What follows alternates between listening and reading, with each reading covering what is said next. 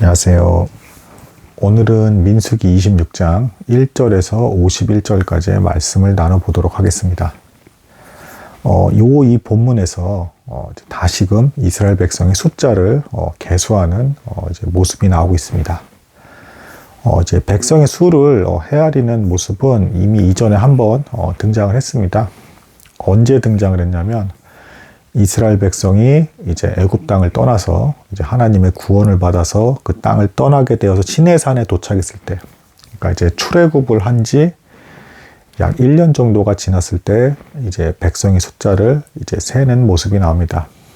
그때 당시에도 제가 이제 이걸 설명을 하면서 말씀을 드렸는데, 이때 숫자를 계수한 이유는 하나님께서 아브라함에게 주신 그 언약이 성취되었음을 보여주시기 위해서 이제 숫자를 센 것이다.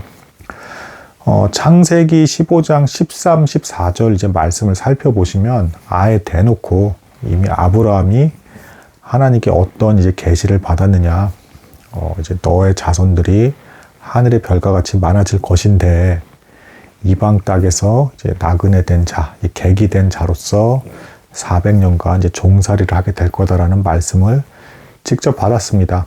그러니까 번성도 할 것이고 또 이제 이방 땅에서 400년간 종살이를 하게 될 것이다. 이 말씀까지도 아브라함이 이미 다 받은 것이죠. 그때 그것이 그대로 이루어졌다는 것을 하나님께서 보여주시기 위해서 그때 출애굽을 한 지 1년 후 시내산에서 백성들 숫자를 계수해 보게 하십니다. 그래서 장정만 약 60만 명에 달하는 이제 엄청난 민족을 이루게 되었음을 이제 확인할 수 있었습니다. 자, 그럼 이제 오늘 이제 그 민수기 26장에서 갑자기 또 이제 계수를 하라고 하셨는데, 이것을 이제 왜 하게 하신 것인가? 그것은 이제 앞에 이제 본문과 살펴봤을 때, 비록 이스라엘 백성들이 징계를 받긴 했지만, 나 하나님이 너희를 버리지 않았다. 그리고 그 버리지 않은 이유는, 내가 너희에게 준 언약, 약속이 있기 때문에 버리지 않은 것이다. 라는 것을 다시금 기억하게 하기 위해서 이 본문에서 이제 숫자를 계수하는 장면이 나왔다라고 이제 볼 수가 있겠습니다.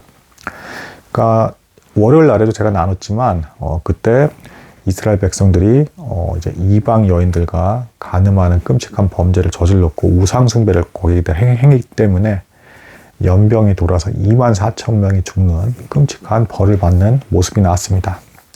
약속의 땅을 눈앞에 두고 이제 그런 일이 벌어진 것이죠. 자, 이런 상황에서 이스라엘 백성들은 당연히 이제 두려울 수밖에 없었습니다. 왜 그러냐면 그 전에도 어떤 일이 있었죠?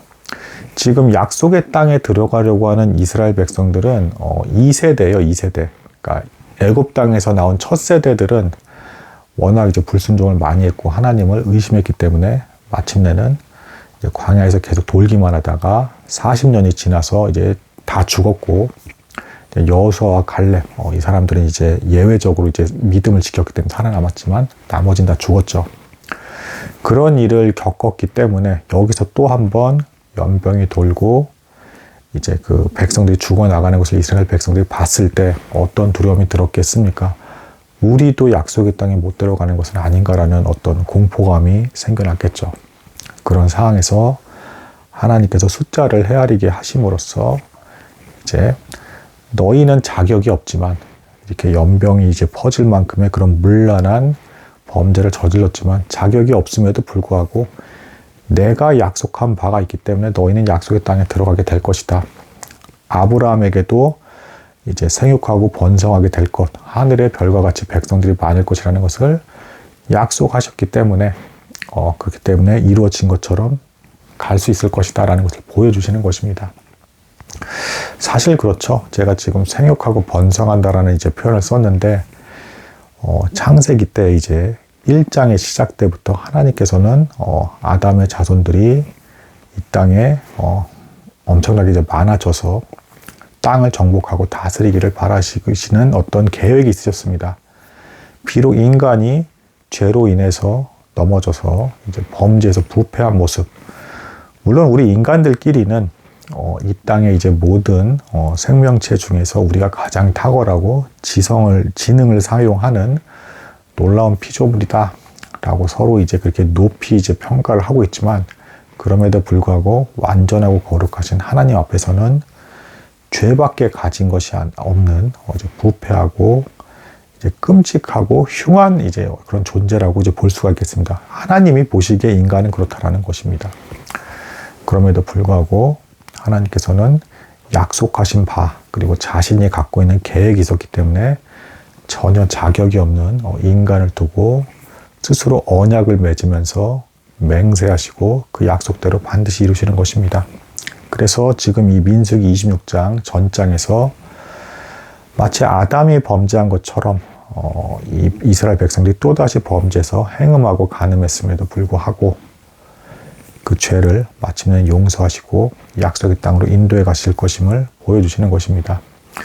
실제로 오늘 민수기 26장에 제가 오늘 나누는 내용은 이제 그 인구 증감에 관한 내용이지만 그 후반부의 내용에 가면 약속의 땅에 들어갔을 때 땅을 어떻게 분배해야 되는지에 대해서 하나님께서 말씀해 주고 계십니다.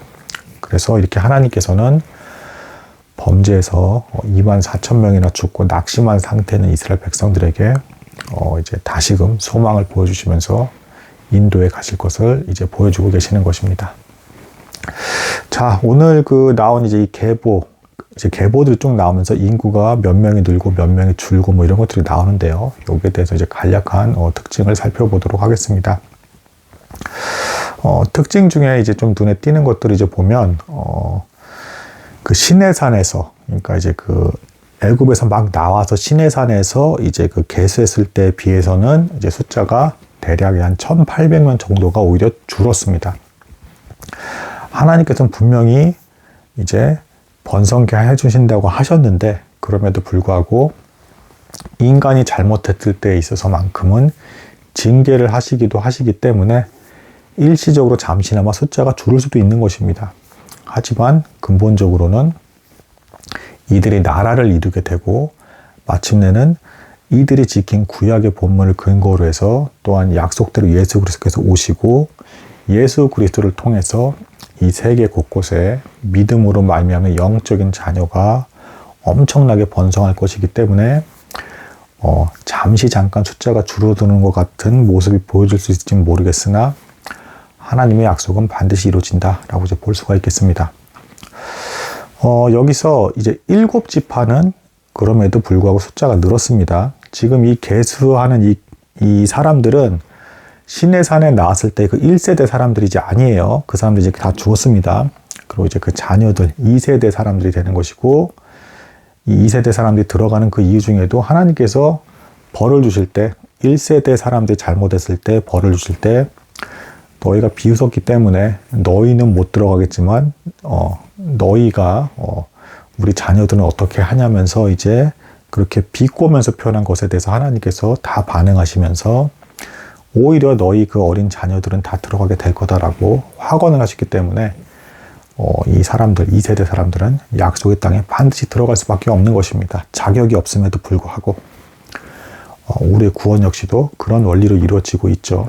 하나님께서 약속하셨고 예수 그리스도를 통해서 우리의 죄에 대한 문제를 해결하시고 믿는 자마다 모두 구원에 이를 것임을 분명히 약속하셨기 때문에 그 약속 때문에 우리는 자격이 없지만 구원에 이르게 되는 것입니다. 동일한 원리가 오늘 이 계보에서도 그대로 다 적용이 되고 있습니다. 그래서 잠시 잠깐 인구가 줄어드는 것 같은 상황 속에서도 낭망하지 말고 소망을 지녀야 된다라고 볼 수가 있겠습니다. 7지파는 이제 인구가 대략 늘었고요. 5지파는 이제 인구가 줄었다라고 이제 볼 수가 있겠습니다. 여기서 이제 또 교훈이 있는데 특징이 있는데요. 유다 지파와 그리고 유다 지파와 함께하는 그 진영에서의 그 방향이 있는 세 지파는 유다 지파를 포함해서 세 지파는 숫자가 늘었습니다. 이게 무슨 얘기냐면 제가 전에 이것도 설명을 해드렸습니다. 이스라엘 백성들이 진영을 이루고 이동을 할 때 가장 정중앙에는 하나님의 성막이 자리 잡고 있었고 동편, 해가 뜨는 동편에 유다 지파를 중심으로 해서 세 지파가 자리 잡고 있었습니다. 그러니까 동서남북으로 각각 이제 세 지파씩이 이제 자리를 잡으면서 둥글게 이제 하나님의 성막을 감싸는 형태로 해서 이동을 하고 있었던 겁니다. 그래서 이제 하나님의 성막을 가장 소중히 여기고 이분을 우리가 지킨다, 이분의 뜻에 순종하는 우리는 그분의 군대다라는 의미에서 이렇게 진영을 갖추고 이동을 했습니다. 그때 유다 지파 쪽에 관련된 세 지파는 모두 인구가 늘었다. 이를 통해서 보건대 하나님께서 예수 그리스도를 이제 나중에 이제 낳게 되는 그 육적인 조상이라 할 수 있는 이 유다 지파에 대해서 특별히 또 복을 주시는 모습이 나오고 있습니다. 성경은 예수 그리스도에 관한 책이기 때문에 그분이 그만큼 더 존귀하고 또한 이제 생명의 근원이 되시면서 또 진영에 있어서도 유다 지파가 가장 선봉이 된 것인데 예수 그리스도의 조상되는 유다 지파가 선봉이 되어서 꺾이지 않고 나아간다라는 의미에서 비록 민수기 25장 지난번에 나눈 본문에서 범죄가 있었지만 그 범죄조차도 예수 그리스도의 이제 조상을 필두로 하는 상징으로 하는 유다 지파에 복을 내려주심으로써 하나님께서 이루시는 계획을 막을 수가 없다라는 것을 보여주셨다. 뭐 이렇게 해석이 될 수도 있겠습니다. 그리고 이제 인구가 줄어든 이 지파들에 대해서도 이제 나올 때 어떤 잘못을 했는지 그 조상들에 대한 죄가 또 일부 좀 이제 기록이 돼 있습니다. 그래서 다단과 아비람의 어떤 그 불순종 그 내용에 대해서도 기억하시는 분 있을지 모르겠습니다. 다단과 아비람이 이제 자신들도 이제 제사장이 되고 싶다라고 하면서 이제 모세와 아론을 대적한 일이 있었죠. 이때 하나님께서 이들에게 벌을 내리셔서 땅이 벌어져서 이들을 삼켜버리는 놀라운 끔찍한 일이 발생을 했죠. 자, 근데 여기서 굉장히 또 은혜로운 이제 그 내용이 또 담겨 있습니다.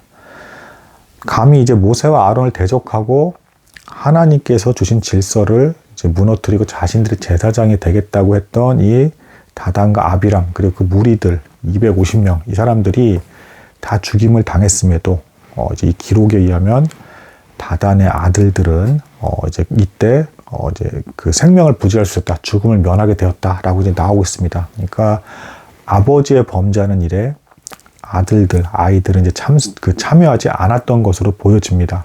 그리고 여기서 더 놀라운 것은 뭐냐면, 자, 이렇게 하나님의 이 말씀으로 분명히 이렇게 아예 그냥 어떤 죄를 저질렀다라는 것을 또 한 번 더 명확하게 딱 기록해 버리면, 나중에 이 후손들은 솔직히 얘기해서 좀 어떤 게 있겠습니까?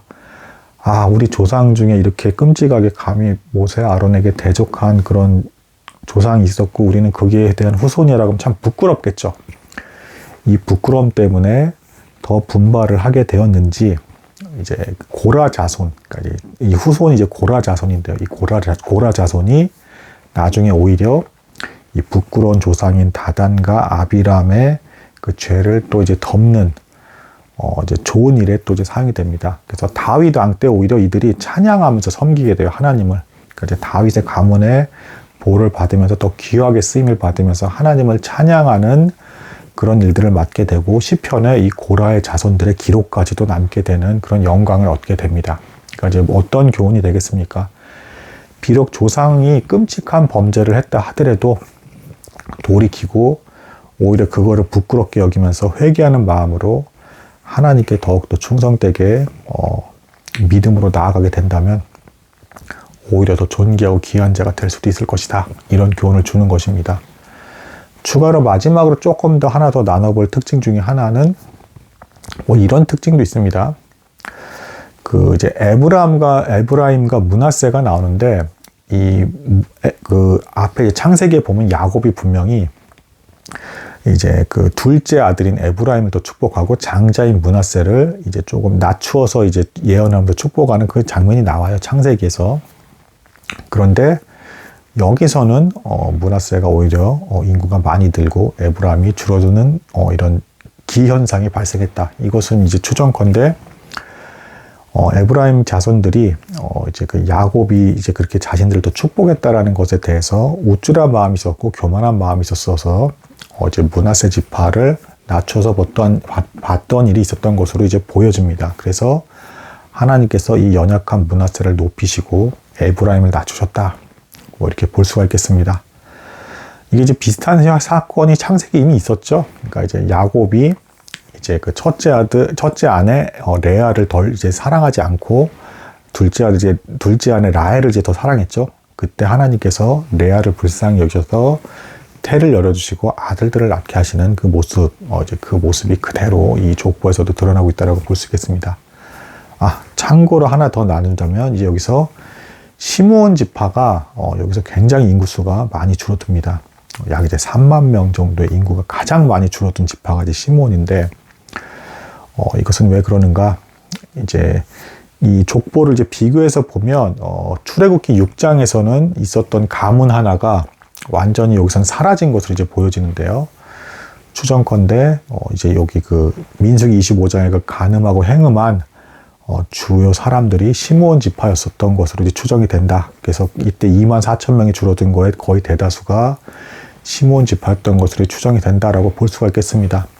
그리고 안타깝지만 이 시므온 지파는 그 이후에 마음을 제대로 돌이키고 이제 하나님께 바르게 세워지지 못했는지 신명기에서 이제 모세가 죽어가면서 각 지파들을 축복을 할 때에도 이들은 이제 배제되어 있습니다. 시므온이 나오지 않고 있고, 약속의 땅에 이제 들어갔을 때에도 땅을 분배받은 것이 거의 없었다. 이렇게 볼 수가 있겠습니다. 그래서 이제 얻을 수 있는 결론이 뭐가 되겠습니까?